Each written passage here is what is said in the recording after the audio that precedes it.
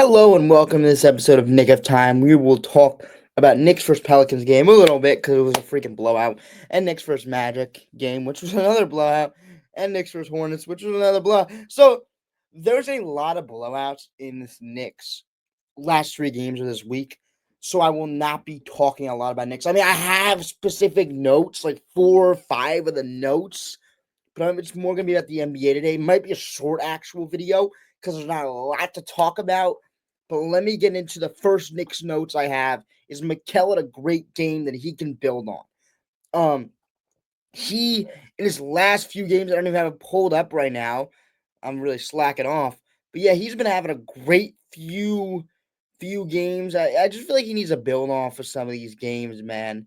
Mikal Bridges is a guy that you gotta get him hot. You have to get him hot right now. The way he is kind of struggling.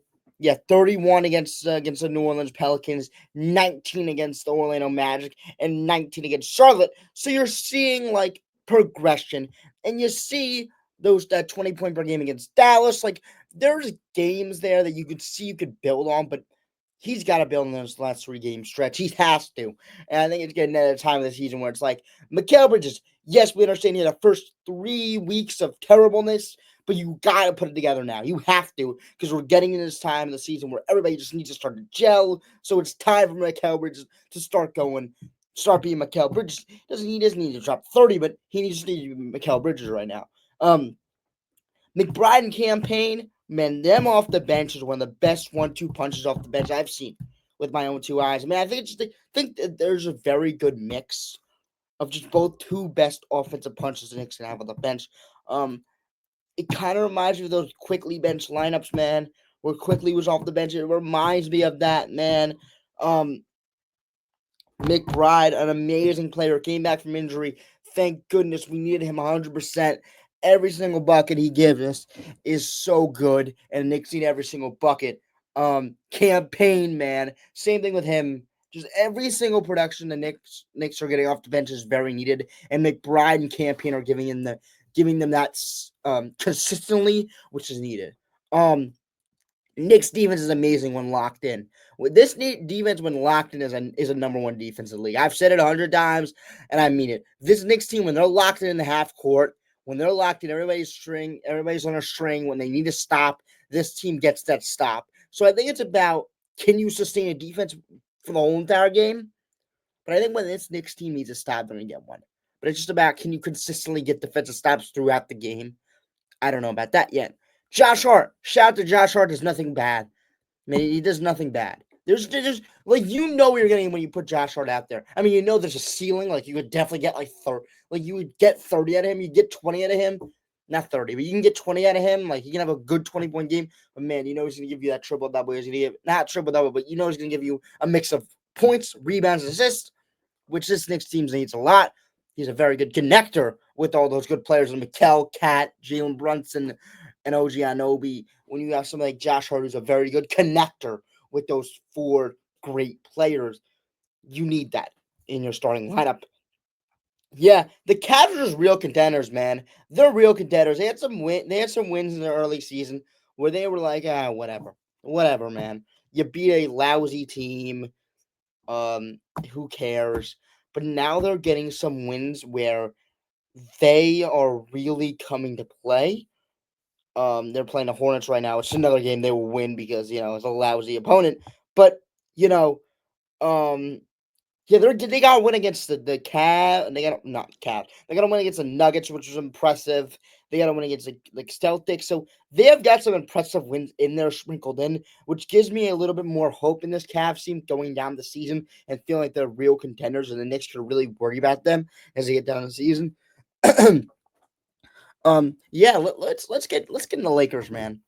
So we talked about them a little bit of how they could be the team of the season with JJ Redick coming in as a head coach. They have this guy now. They have continuity head coach position. But at the end of the day, is it about the head coaching? Because the team stinks still. And it's like, do we want to make fun of JJ Redick? No, because how many coaches have gotten made fun of for the Lakers, and it's the same roster, it's the same personnel. It's about the personnel, not the coach. At this point, I don't hate to say that it's not about the coach, because the coach is the one that runs the team. Obviously, the coach runs the team on the basketball court, but man, you gotta have the players in place. And besides LeBron and AD, there's no third option that can consistently bring you points. I mean, you're trying to get Dalton Connect to be that guy. He's too young. Give it a few. I think he can give you 11 on good shooting. I don't think he's going to be a third scorer. D'Lo, an off defender. Do you really want to play him? And then you have Rui Hachimura, which has not been anything this year. So you're really relying on AD and LeBron. So, and that's really, I mean, you could do that, but it's just like it's not going to get you anywhere. It's not going to get to where J.J. Redick and the Lakers want to be at.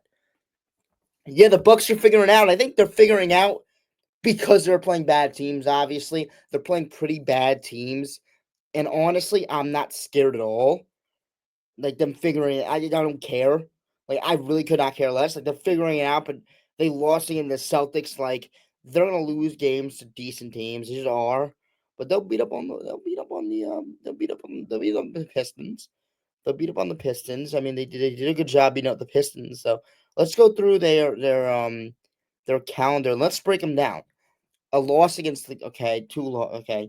They lost and then so yeah, you got a loss against the Hornets. You beat the Rockets by 1, which is like it's a good win, man. The Rockets are really good. We'll talk about it later next probably up next episode. But yeah, you beat the Bulls. The Bulls cannot play defense at all. They have a very good efficient shot making from Levine, Kobe White, and Vucevic. But besides that, they cannot play defense. So it's whatever. It goes in the hands of the Bucks. So you get 3. You get a win that you could obviously you should get. They need a win against the Pacers. The Pacers are really not that bad.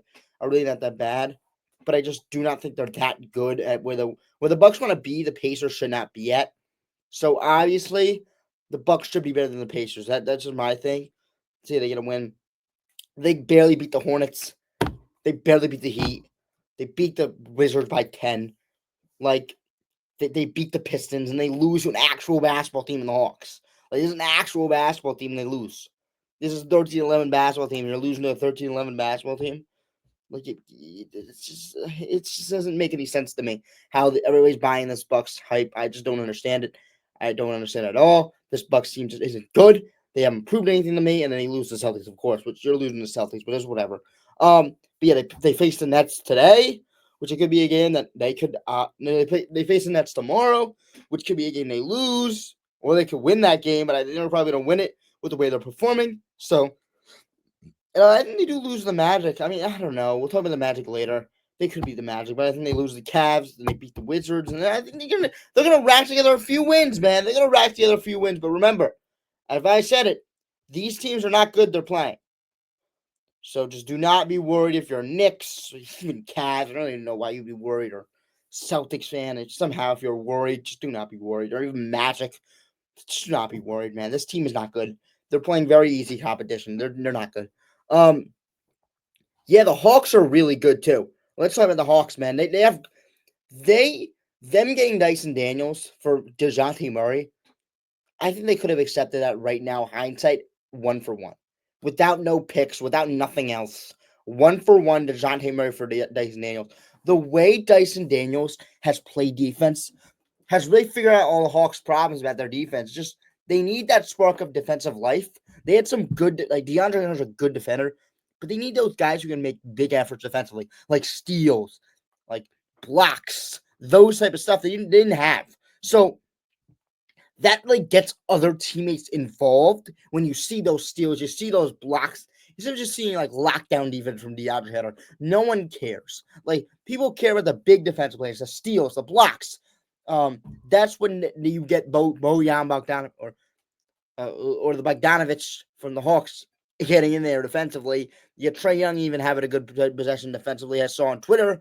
So you're getting that from that one player is really going over the team, being like, look, this is how I'm playing defense. Let's all play defense like that. Let's all at least try to, and let's see if we can bring in that effort. And the Hawks have definitely bring an effort. I think it's credit to Quinn Snyder, man. He didn't do a good job last season, but now he's been able to realize what talent he has on the roster and to maximize that talent. He's done a great job. Nuggets cannot have an average Jokic quarter, which which kind of makes me want to break down the Nuggets in a real sense, but I don't feel like doing that now. I mean, we could try to we could try to break down them. I mean, they're not really. I don't know.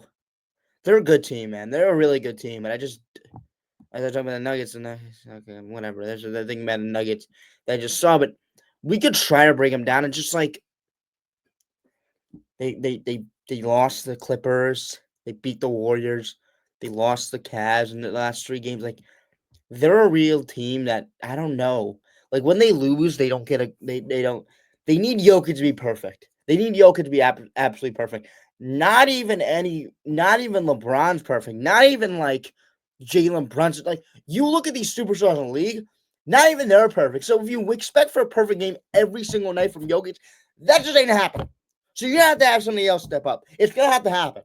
So if you want to do something like you did in a few years ago when you won the NBA championship, somebody else gonna have to step up. Right now, Jamal Murray ain't stepping up. Right now, Porter Jr. ain't stepping up. So someone else is gonna have to step up. Christian Brown's had a good season, but besides Jokic and Christian Brown, no one else has came up to play. So the Nuggets need somebody else to show up. And I think it's gonna be in house, of course. I don't think they make a trade. I think they just need Jamal Murray to play better. I think they just need Porter Jr. to play better.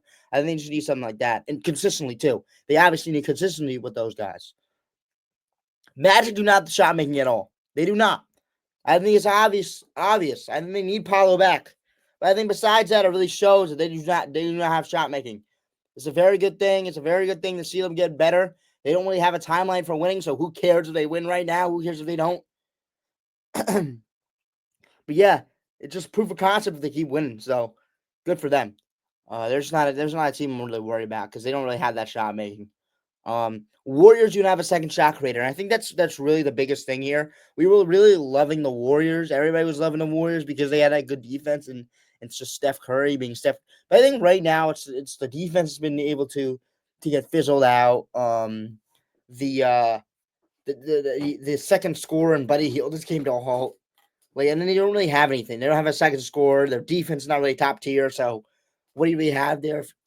There for the Warriors. So yeah, I mean that is all the NBA notes I have.